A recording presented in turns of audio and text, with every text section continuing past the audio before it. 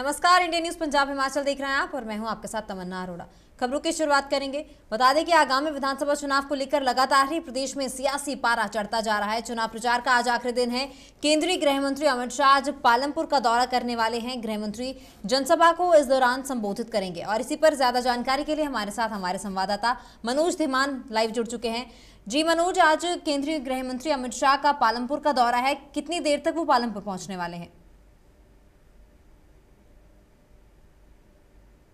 प्रचार का अंतिम दिन है और हिमाचल प्रदेश में 2022 की विधानसभा चुनाव को 12 तारीख को मतदान है और आज प्रचार का अंतिम दिन है। इसलिए सभी भारतीय जनता पार्टी और कांग्रेस के जो बड़े दिग्गज नेता है वो आज अंतिम रैली जो है वो यहाँ करेंगे, जिसमें आज सुलह के दहन ग्राउंड में भाजपा प्रत्याशी विपिन सिंह परमार के पक्ष के लिए जो है वो वोट की अपील करने के लिए आज अमित शाह पहुंच रहे हैं। तकरीबन थोड़ी देर में जो है वो अमित शाह यहाँ पहुंच जाएंगे और भाजपा प्रत्याशी विपिन सिंह परमार के पक्ष में जो है वो आज एक बड़ी जनसभा को संबोधित करेंगे।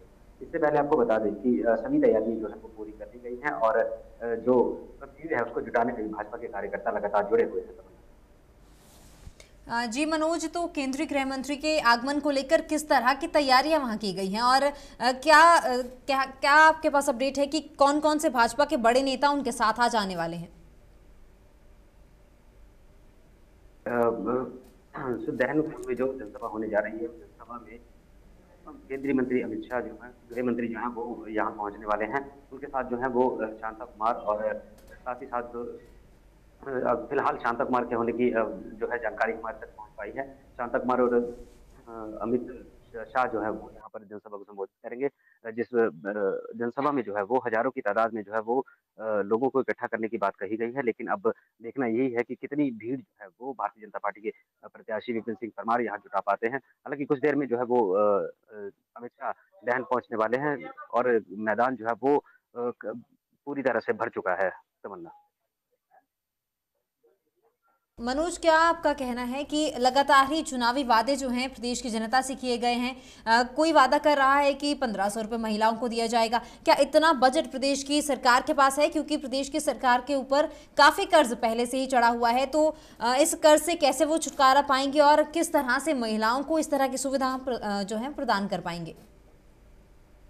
बिल्कुल तमन्ना, देखिए इस बार का जो 2022 का विधानसभा चुनाव है वो कहीं न कहीं रोचक होता जा रहा है कि दोनों ही पार्टी जो है वो महिलाओं को रुझाने का काम कर रही है। जहाँ एक तरफ भारतीय जनता पार्टी ने महिलाओं के हित में अपना घोषणा पत्र जारी किया है, वहीं दूसरी ओर कांग्रेस ने भी जो है वो 1500 रुपये जो है वो गारंटी देने की योजना जो है वो महिलाओं के लिए उतारी है। ऐसे में कई लुभावने वादे जो है दोनों ही पार्टी करती हुई नजर आ रही है, लेकिन जो महंगाई और बेरोजगारी है उसके ऊपर कोई भी पार्टी जो है वो बात नहीं करना चाहती।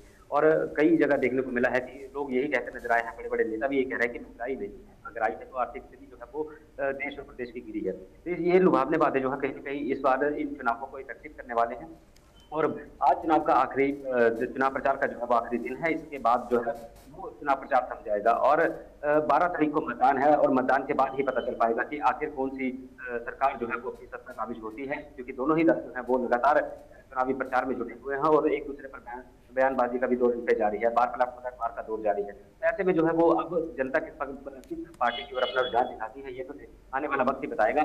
लेकिन उससे पहले जो है आज चुनाव का अंतिम प्रचार है और अंतिम प्रचार के दिन किस तरह की घोषणाएं जो हम यहाँ कर जाते हैं या क्या लुभावने बातें जो है जनता को दी जाती है, ये तो आने वाला कुछ थोड़ी देर बाद पता चल जाएगा कि अमित शाह ने किस तरह की बातें जो है वो हल्के में जो है प्रत्याशी विपिन सिंह परमार के लिए की है और कितने इफेक्टिव जो है उनके वादे रहने वाले हैं, ये मतदान के बाद ही पता चल पाएगा।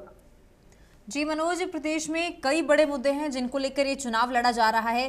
कांग्रेस, आम आदमी पार्टी और भारतीय जनता पार्टी, ये तीनों ही जो बड़ी पार्टियां हैं चुनावी मैदान पर हैं। 68 विधानसभा सीटों पर ये तीनों पार्टियां लड़ रही हैं। तो प्रदेश में ऐसा रहा है कि एक बार भाजपा, अगली बार कांग्रेस, इस तरह से जो है फेरबदल होता रहा है। तो इस बार क्या लगता है किसकी हवा है? क्या आम आदमी पार्टी को इस बार प्रदेश की जनता तीसरे विकल्प के तौर पर मौका दे सकती है या कांग्रेस या भाजपा में से ही किसी की सरकार बनेगी?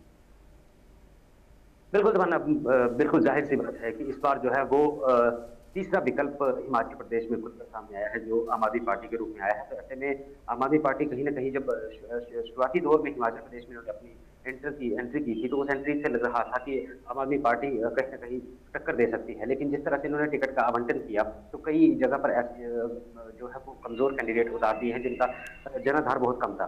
लेकिन फिर भी आम आदमी पार्टी तीसरा विकल्प उभर कर सामने आया है। लेकिन अगर बात करें हम फाइट की, तो फाइट दोनों ही दलों के बीच रहने वाली है।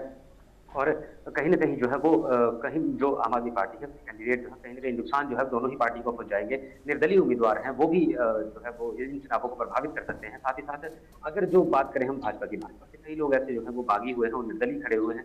कांग्रेस से कई ऐसे बागी हुए जो निर्दलीय खड़े होंगे, वो भी कहीं न कहीं जो अंतर खाते से जो है दोनों ही दलों को कहीं न कहीं नुकसान पहुँचाएँगे। तो ऐसे में जो है तीनों ही पार्टी के बीच अब चुनाव जो है होने वाला है और कहीं न कहीं कई ऐसी होती हैं जहाँ पर निर्दलीय जो है वो उनका दबदबा जो है वो कहीं न कहीं पब्लिक पर ज़्यादा रह रहा है और वो भी जीत का दावा कर रहे हैं। ब बड़ा फैक्टर ये माना जा सकता है कि जो भारतीय जनता पार्टी से बागी हुए हैं, वो कहीं न कहीं जो है वो पार्टी को नुकसान कर सकते हैं। ऐसे ही कांग्रेस से जो बागी हुए हैं, वो भी कांग्रेस को काफ़ी ज़्यादा नुकसान पहुँचा सकते हैं। तो अब मतदान के लिए बस 2 ही दिन बस बाकी बचे हैं, 12 तारीख को मतदान होना है। ऐसे में अब मतदान के बाद ही पता चल पाएगा कि कौन-सी पार्टी, किस पार्टी का जादू जो है वो हिमाचल प्रदेश के इन चुनावों में बिखर गया है और किसने अपनी सत्ता काबिज की है, ये मतगणना के बाद ही पता चल पाएगा। जी मनोज, मुद्दे तो कई मुद्दे हैं। ओपीएस का मुद्दा है, नशे का मुद्दा है और भी कई तरह के मुद्दे हैं, लेकिन सबसे बड़ा मुद्दा प्रदेश की जनता इस बार किसको मान रही है और किस मुद्दे को मुख्य तौर पर आगे रखते हुए जो है जनता वोट देने वाली है? बिल्कुल तमन्ना, ज़ाहिर सी बात है, जो मुद्दों की बात आपने की है, तो हिमाचल प्रदेश एक पहाड़ी प्रदेश है और हिमाचल प्रदेश में सबसे बड़ा अहम मुद्दा बेरोजगारी है। बेरोजगारी काफ़ी ज़्यादा चरम सीमा पर है। रोजगार देने में सरकार असमर्थ रही है। बड़े-बड़े वादे जो है सरकार द्वारा किए गए थे, लेकिन बेरोजगारी लगातार बढ़ती हुई नज़र आई है। लॉकडाउन के बाद काफ़ी ज़्यादा जब कोरोना महामारी यहाँ फैली थी, तो उसके बाद कई युवा जो हैं बेरोजगार हुए हैं। कई लोगों ने जो है वो आत्महत्याएँ भी यहाँ कर ली थी कि कई बेरोजगारी को कहीं न कहीं खत्म करने में सरकार नाकाम रही है।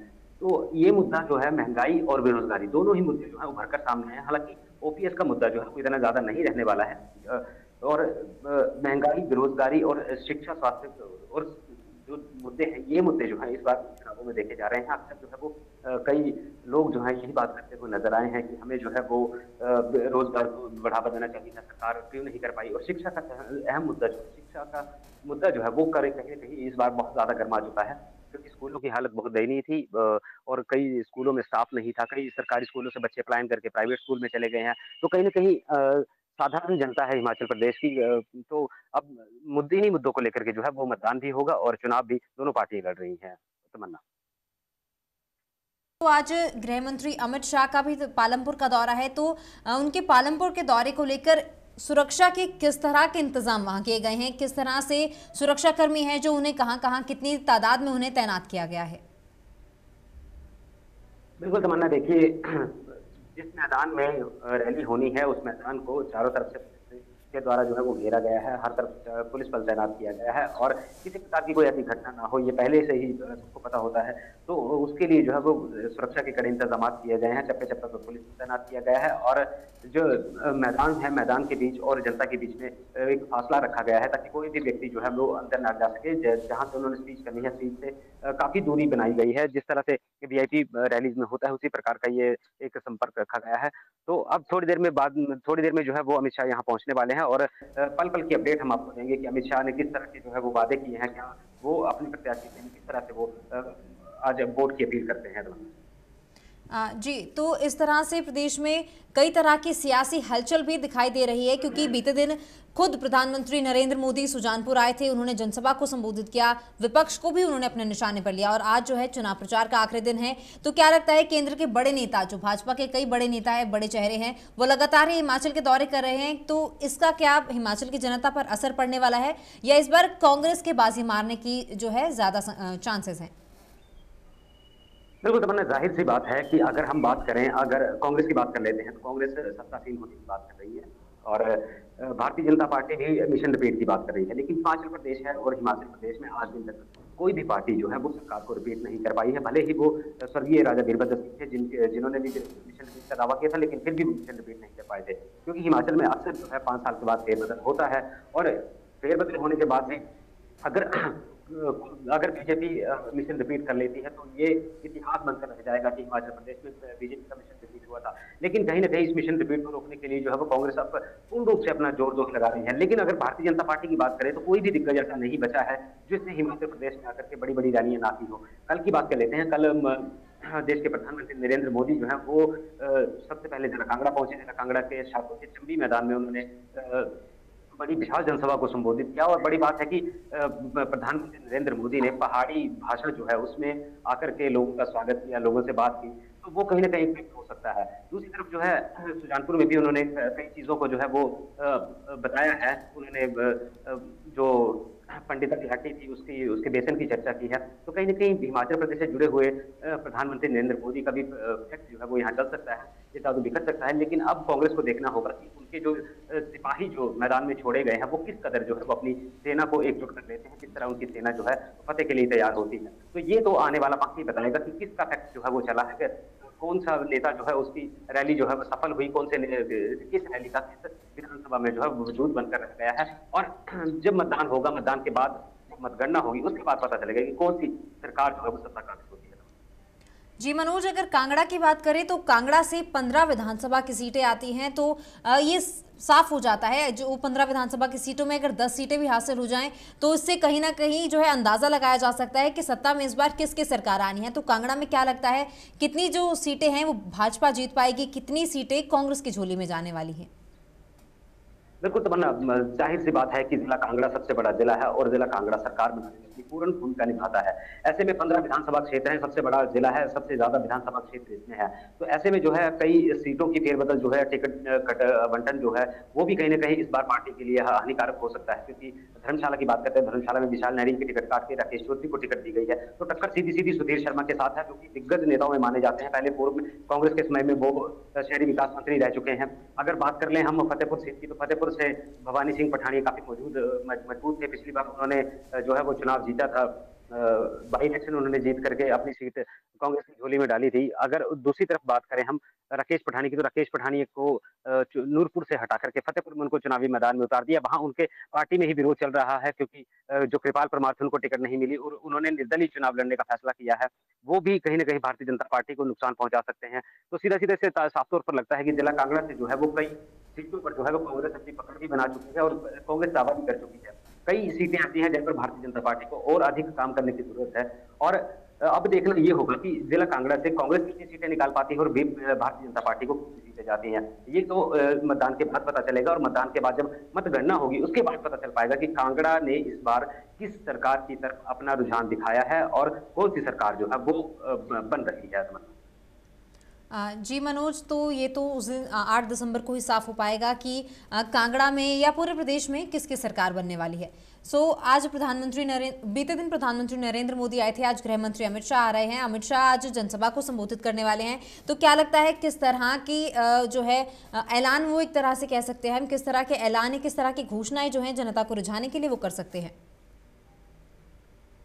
तो देखिए, अगर हम ऐलान की बात करें तो कोई बड़ा ऐलान अभी तक भारतीय जनता पार्टी के बड़े दिग्गजों की ओर से नहीं किया गया है। हालांकि वो बात यही कह कर रहे हैं कि रिवाज बदल रहा है और रिवाज बदलने की बात जो है वो बड़े बड़े दिग्गज नेता करते हुए यहाँ नजर आए हैं। और इनकी रैलियों का नाम भी जो है वो विजय संकल्प रैली नाम दिया गया है। तो ऐसे में कोई बड़ी घोषणा जो है वो अभी तक इनके द्वारा नहीं की गई है। और अगर आज थोड़ी देर में जो अमित शाह यहाँ पहुंचने वाले हैं वो क्या घोषणा करते हैं, वो सबसे बड़ी बात और देखने वाली बात होगी कि वो 16 हल्के से हिमाचल प्रदेश की जनता को क्या सौगात देकर जाते हैं। तमन्ना।